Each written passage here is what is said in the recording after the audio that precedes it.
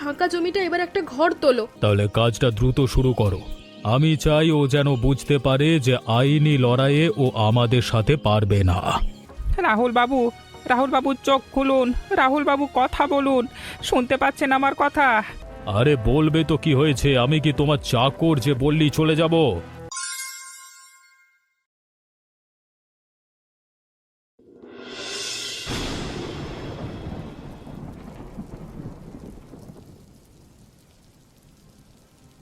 উমা, এবার জল পড়তে শুরু করলো।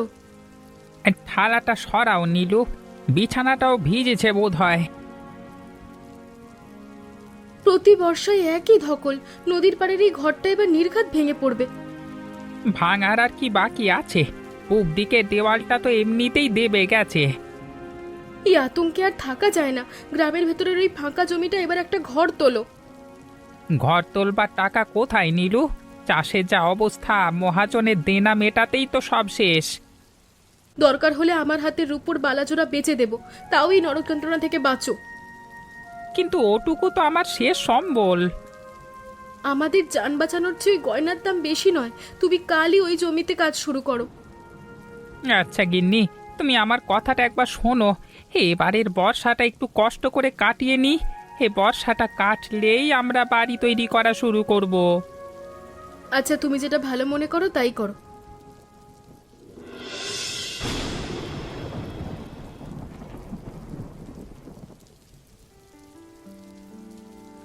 তা রাহুল, বিকেলের দিকে মোহনের ওখানটায় গিয়েছিলে, কি বললো? হ্যাঁ বাবা, গিয়েছিলাম, কিন্তু লোকটা তো এক কথার মানুষ, সোজা না করে দিল। না করে দিল মানে? টাকার লোভ দেখাওনি? দ্বিগুণ দাম দিতে চেয়েছিলে? সব বলেছি বাবা, কত করে বোঝালাম যে নদীর ধারের ওই ভাঙা বাড়ি ছেড়ে গ্রামের ভেতরে এসে থাকো, কিন্তু ও তো কোনো কথাই শুনল না। এত বড় সাহস রাজশেখরের মুখের উপর না করে দেয়? ওই জমিটার উপর আমার কতদিনের নজর জানো? ওখানে একটা বড় গোডাউন আর দোকান না বানালে আমার ব্যবসার ক্ষতি হচ্ছে। ও বলল ও জমিতে নাকি ও নিজেই বাড়ি বানাবে। বর্ষায় নদীর পাড়ে থাকতে ওর নাকি খুব কষ্ট হয়।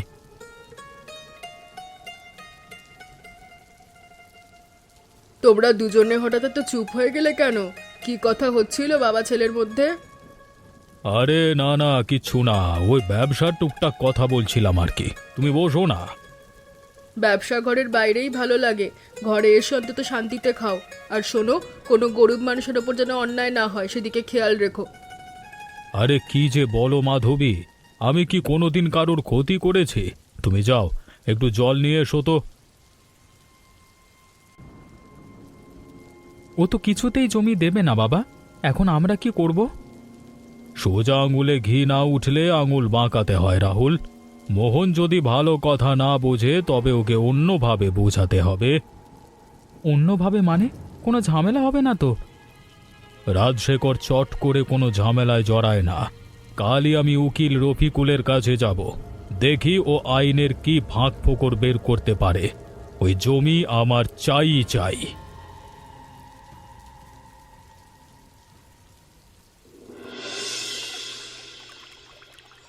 ওগো, একটু সাবধানে থেকো, চারপাশটা পিছল হয়ে গেছে, হাত ফসকে গেলে কিন্তু মস্ত বিপদ হবে। তুমি অত চিন্তা করো না নীলু, এই ফাটলটা না ঢাকলে আজকে রাতে আবার খড় ভেসে যাবে। একটুখানি খড় গুঁজে দিলেই আপাতত কাজ চলে যাবে। এভাবে কতদিন আর জোড়াতালি দিয়ে চলবে বলো তো? কাল রাতের ওই বৃষ্টির পর দেওয়ালের মাটি আরো নরম হয়ে গেছে। আপাতত কাজ শেষ, এইবারের বর্ষাটা একটু কষ্ট করে কাটিয়ে দিতে পারলেই হয়। মনটা কেমন যেন কু গাইছে গো। নদীর জল যেভাবে বাড়ছে, এই বর্ষাটা পার করতে পারবে তো তোমরা? নিজের ওপর ভরসা রাখো, এই বর্ষাটা কেটে গেলেই আমি গ্রামের ভেতরের ওই ফাঁকা জমিতে নতুন ঘর তোলবার কাজ শুরু করব। তখন আর ওই ভাঙা চালের নিচে রাত জাগতে হবে না। সত্যি বলছো? তাহলে তো আর কোনো চিন্তাই থাকে না। একদম সত্যি, নিজের জমি থাকতে আমার পরিবার এভাবে পশু পাখির মতো কষ্ট পাবে সেটা আমি আর হতে দেব না। আজই বরং একবার ওই জমি চারপাশ থেকে পরিষ্কার করে আসি। আরে রাজশেখর বাবু যে, সকাল সকাল কি মনে করে? রফিকুল, আমার একটা জরুরি কাজ আছে। মোহনের ওই গ্রামের ভেতরের জমিটা আমার ব্যবসার জন্য খুব দরকার, কিন্তু লোকটা কিছুতেই রাজি হচ্ছে না। জমি যদি ওর নিজের নামে থাকে আর ও যদি বিক্রি করতে না চায়, তবে তো আইনিভাবে আমাদের কিছু করার নেই রাজশেখর বাবু। আইনের কোনো না কোনো পথ তো নিশ্চয়ই আছে রফিকুল। এই ফাইলটা একটু ভালো করে দেখো, পুরনো কোনো কাগজ বা রেকর্ডের কোনো ফাঁক ফোকর বের করা যায় কিনা। কাজটা কিন্তু বেশ জটিল রাজশেখর বাবু, নথিপত্র অনেক পুরনো। তুমি অভিজ্ঞ উকিল রফিকুল, আইনের কোন ধারায় বা কোন প্যাঁচে ফেললে মোহন নিজের থেকে জমিটা ছাড়তে বাধ্য হবে সেটা তোমাকেই বের করতে হবে। ফিস নিয়ে চিন্তা করো না। একটা আইনি পথ বের করা যেতে পারে। এই জমির পুরনো নথিতে কিছু অস্পষ্টতা আছে। আমরা যদি দাবি করি যে ওর বাবা বহু বছর আগে এই জমির একটা অংশ লিজ বা অন্য কোনো চুক্তিতে আবদ্ধ করেছিলেন, তাহলে বিষয়টি আদালতে তোলা যাবে। চমৎকার! তাহলে এই কাগজপত্রের ভিত্তিতেই কি আমরা এগোতে পারি? হ্যাঁ, আমি আইনি নোটিশের একটা খসড়া তৈরি করে দিচ্ছি। নোটিশ আর আদালতের কাগজপত্রের চাপ দেখালে সাধারণ মানুষ এমনিতেই ঘাবড়ে যায়, তখন ও নিজে থেকেই আফসোস করতে আসবে। আপনি শুধু এই ফাইলে একটা সই করে দিন। তাহলে কাজটা দ্রুত শুরু করো। আমি চাই ও যেন বুঝতে পারে যে আইনি লড়াইয়ে ও আমাদের সাথে পারবে না। আপনি নিশ্চিন্ত থাকুন বাবু, আইনি নোটিশের কাগজটা আমি আজ বিকেলের মধ্যেই গুছিয়ে নিচ্ছি। বাবা, এই পূব দিকের কোণটা থেকে যদি গোডাউনের দেওয়ালটা তোলা যায় তাহলে রাস্তার দিকের দোকানটা বেশ বড় হবে। একদম ঠিক। আর লরি ঢোকবার জন্য সামনের দিকটা পুরো ফাঁকা রাখতে হবে। তা আপনারা সকাল সকাল আমার জমিতে দাঁড়িয়ে এসব কিসের মাপজোক করছেন? তোর জমি মানে? মুখ সামলে কথা বল মোহন। দেখ মোহন, আমি তোকে শেষবারের মতো ভালো কথাই বলছি। এই জমিটার জন্য তোকে আমি বাজারের চেয়ে ভালো দাম দেব। জমিটা আমাকে দিয়ে দে। এখানে আমার একটা বড় দোকান আর গোডাউন করবার খুব দরকার। আমি তো আপনাদের আগেই হাত জোর করে না করে দিয়েছি বাবু। এই জমিটা আমার বুকের পাঁজর। নদীর পাড়ের বাড়িটা আমার যে কোনো দিন ধসে যাবে। এই বর্ষাটা কেটে গেলেই আমি এই জমিতে আমার মাথা গোঁজা ঠাই করব। এটা আমি কিছুতেই বিক্রি করতে পারবো না। ওরে চাষার বেটা, তোকে এত ভালো করে বোঝাচ্ছি তাও তোর মাথায় ঢুকছে না? বেশি বাড়াবাড়ি করিস না বলছি। বাড়াবাড়ি আমি করছি না রাহুল বাবু। জমিটা আমার নিজের, তাই নিজের জায়গায় দাঁড়িয়ে কথা বলছি। আপনারা দয়া করে আমার জমি থেকে সরে যান। তোর জমি? কে বললো এটা তোর জমি? এই দেখ, এই জমির আসল কাগজপত্র এখন আমার কাছে। এই জমি তোর বাপ অনেক বছর আগে আমার কাছে বন্ধক রেখে টাকা নিয়েছিল, যা আর শোধ করা হয়নি। আইনের চোখে এই জমির মালিক এখন আমি। কি করে বলছেন এসব? আমার বাবা কারোর কাছ থেকে 1 টাকাও ধার নেয়নি। এসব মিথ্যে কথা। এ জমি আমার। একদম উল্টোপাল্টা চিৎকার করবি না। জোর করে কিভাবে ছিনিয়ে নিতে হয় সেটা আমাদের ভালো করেই জানা আছে। কালকে থেকে এখানে ইট বালু পড়বে। তুই কি করবি কর, যা। আইনের কাগজ যখন আমার পক্ষে, তখন তুই মরে গেলেও এই জমি আর পাবি না। এখানে দোকান আর গোডাউন দুটোই হবে। তোর যা করবার আছে করে নে। চল রাহুল।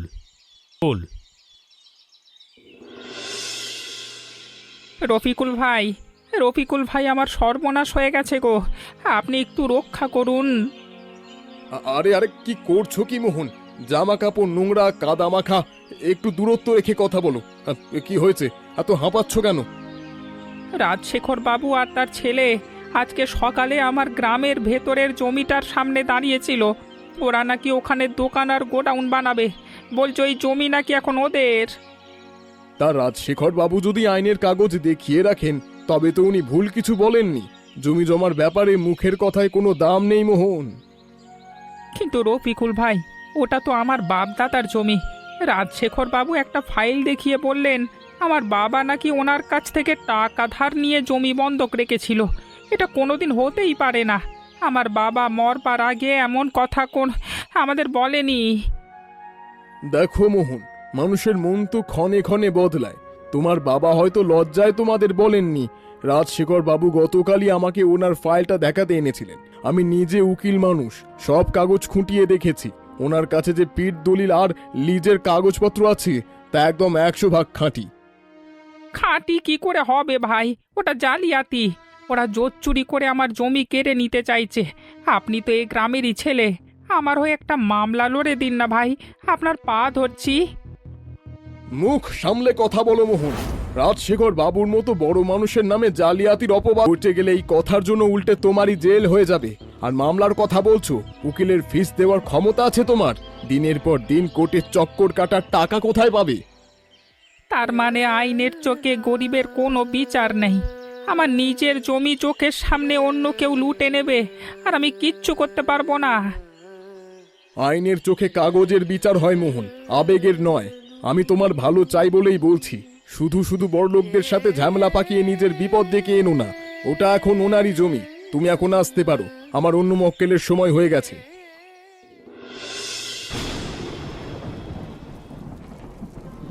হে ওপরওয়ালা, গরিব বলে কি আমাদের কোনো বিচার নেই? নিজের বাপ দাদার জমিও এভাবে খোয়াতে হবে? আমরা এখন কোথায় দাঁড়াবো? ওটা কে পড়ে আছে ওখানে এই কাদা বৃষ্টির মধ্যে? আরে আরে, ও তো রাজশেখর বাবু ছেলে রাহুল।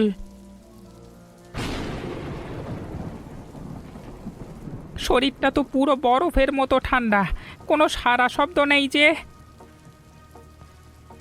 ওহো, বুঝতে পেরেছি। তার মানে রাহুল বাবু কোনোভাবে নদীর উত্তাল জলে পড়ে গিয়েছিলেন। ভাগ্যিস জোয়ারের টানে পাড়ের দিকে চলে এসেছেন, কোনো রকমে জল থেকে জীবন বাঁচিয়ে ওপরে উঠেছেন, তারপর এখানেই অজ্ঞান হয়ে গেছেন। না না না, এখন এসব ভাবার সময় নয়। মানুষটার প্রাণ বাঁচানো আগে দরকার। পাপ পুণ্যের বিচার ওপরওয়ালা করবেন। রাহুল বাবু, রাহুল বাবু, চোখ খুলুন। রাহুল বাবু, কথা বলুন। শুনতে পাচ্ছেন আমার কথা?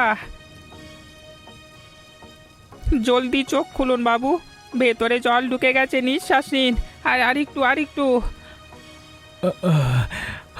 বাঁচাও, আমি আর পাচ্ছি না।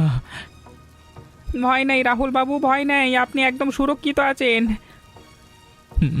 মোহন কাকা, তুমি এখানে?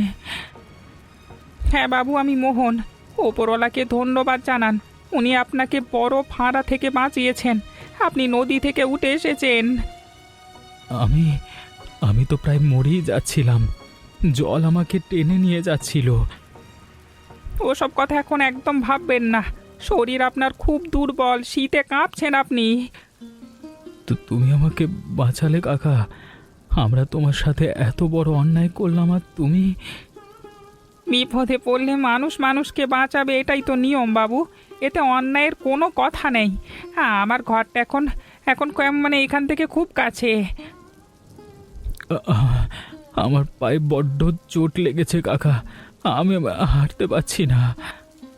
কোনো চিন্তা করবেন না, আমার কাঁধে ভর দিন। ওখানে গিয়ে আগে শুকনো জামা কাপড় পরবেন, তারপর গরম চা খাবেন। চলুন।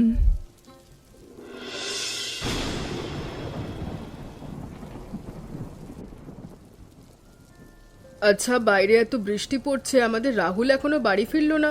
আমার মনটা খুব কুগাইছে। আহা মাধবী, তুমি শুধু শুধু চিন্তা করো। ছেলে কি আর ছোট আছে? ওর বন্ধুর বাড়ি গেছে হয়তো। বন্ধুর বাড়ি যাইনি আমি জানি। ইদানিং তোমরা বাপ বেটা মিলে কি সব করছো আমি কিছু বুঝতে পারছি না। তোমরা আবার কোনো গরিব মানুষের ক্ষতি করছো না তো? কি যে বলো না, আমি কেন গন্ডগোল পাকাতে যাব? আমি তো সোজা পথের ব্যবসায়ী। সোজা পথ না বাঁকা পথ তা ঈশ্বর জানেন। আমি কিন্তু তোমাকে আগেই সতর্ক করেছি, কারোর চোখের জলে নিজেদের ভাগ্য করতে যেও না। রাহুল কোথায়, সত্যি করে বলো। ওকে আমি একটা দরকারি কাজে পাঠিয়েছি, জমিটার ব্যাপারে। আসতে একটু দেরি হবে, তুমি ভেতরে যাও তো। আরে মোহন, তুমি এত বড় সাহস নিয়ে আমার ড্রয়িং রুমে ঢুকে পড়লে? কোনো ভদ্রতা বোধ নেই? রাজশেখর বাবু, কথা বলবার সময় নেই। আপনি তাড়াতাড়ি আমার সাথে চলুন, আমাদের বাড়িতে চলুন। তোমার বাড়ি? আমি তোমার ভাঙা বাড়িতে কেন যাব? জমি নিয়ে কোনো ভিক্ষে চাইতে এসেছো বুঝি? ওসব উকিলের সাথে কথা বলে যাও। না বাবু, জমির কথা নয়। আপনি একটা প্রশ্ন করবেন না। শুধু আমার সাথে এক্ষুনি চলুন, বড্ড জরুরি দরকার। আরে বলবে তো কি হয়েছে? আমি কি তোমার চাকর যে বললি চলে যাব? ওগো, তুমি এত প্রশ্ন করছো কেন? লোকটার অবস্থা দেখছো না? ও নিশ্চয়ই কোনো বড় বিপদে পড়ে এসেছে। তুমি আর দেরি করো না, ওর সাথে যাও। ঠিক আছে চলো, কিন্তু যদি কোনো ফাজলামো হয় তবে তোমার কপালে দুঃখ আছে মোহন।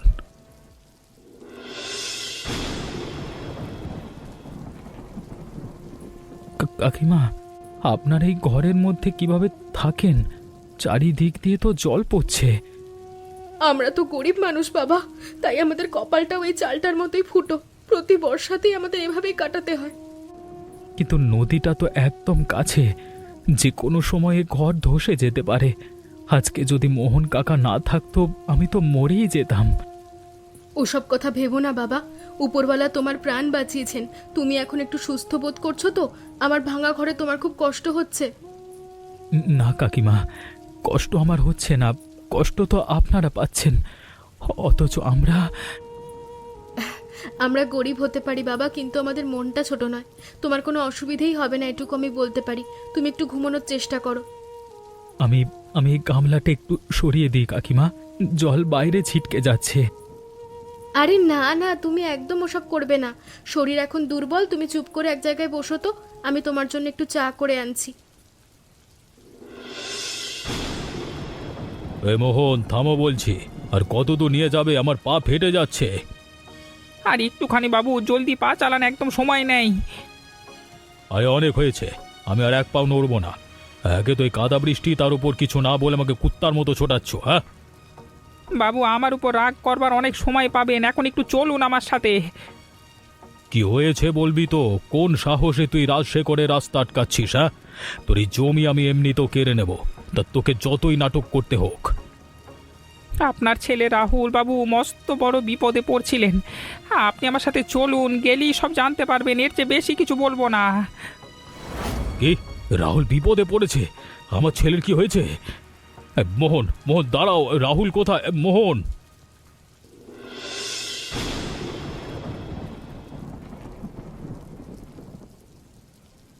রাহুল, রাহুল তুই ঠিক আছিস তো বাবা? তোর কি হয়েছিল? তুই কোনো বিপদে পড়েছিলিস? আমি ঠিক আছি বাবা, কিন্তু আজকে যদি মোহন কাকা না থাকতো, আমি আর বেঁচে ফিরতাম না। মানে কি বলছিস কি তুই? নদীর পাড়ে রাস্তা দিয়ে আসবার সময় হঠাৎ মাটি ধসে আমি নদীতে পড়ে যাই। আমি তো সাঁতার জানি না বাবা, তলিয়ে যাচ্ছিলাম। মোহন কাকা নিজের জীবন বাজি রেখে নদীতে ঝাঁপ দিয়ে আমাকে বাঁচিয়েছে। মোহন, মোহন তোকে বাঁচিয়ে? আমরা তো ওর... হ্যাঁ বাবা, আমরা যার জমি জোচ্চুরি করে কেড়ে নিতে চাইছিলাম, সেই মানুষটাই নিজের প্রাণ তুচ্ছ করে তোমার ছেলেকে নতুন জীবন দিয়েছে। এই কাকিমা নিজের ছেলের মতো আমার সেবা করেছে। বাবা, তুমি মোহন কাকার এই জমিটার দিকে আর কোনো দিন নজর দিও না। ওইভাবে পাপের টাকায় জমি হাতিয়ে নিয়ে আমরা কখনো সুখে থাকতে পারবো না। আমাদের চেয়েও ওই জমিটার বেশি দরকার আছে এই পরিবারে। দেখো, সামান্য বৃষ্টিতে এদের ঘরের কি অবস্থা। আমাকে ক্ষমা করে দাও মোহন, আমি টাকার অহংকারে অন্ধ হয়ে গেছিলাম। যে মানুষ আমার বংশের প্রদীপ বাঁচালো, আমি তার মাথা গোঁজার ঠাঁই কেড়ে নিয়েছিলাম। আমি মানুষের নামে কলঙ্ক। ও কি কথা বলছেন বাবু? আপনি আমাদের গ্রামের মুরব্বি। রাহুল বাবু তো আমার ছেলের মতো। ওনার জায়গায় অন্য কেউ থাকলেও আমি একই কাজ করতাম। না মোহন, তুমি আজকে আমার চোখ খুলে দিয়েছ। আমি রাজশেখর বাবু আজকে সবার সামনে প্রতিজ্ঞা করছি, গ্রামের ভেতরের ওই জমিতে আমি নিজের খরচে তোমাদের একটা পাকা বাড়ি বানিয়ে দেব। এ বর্ষায় তোমাদের আর এই ভাঙা ঘরে কষ্ট করতে হবে না। এটা আমার ছেলের প্রাণ ভিক্ষার ঋণ নয় মোহন, এটা তোমার সততার পুরস্কার। ঈশ্বর যা করেন মঙ্গলের জন্যই করেন।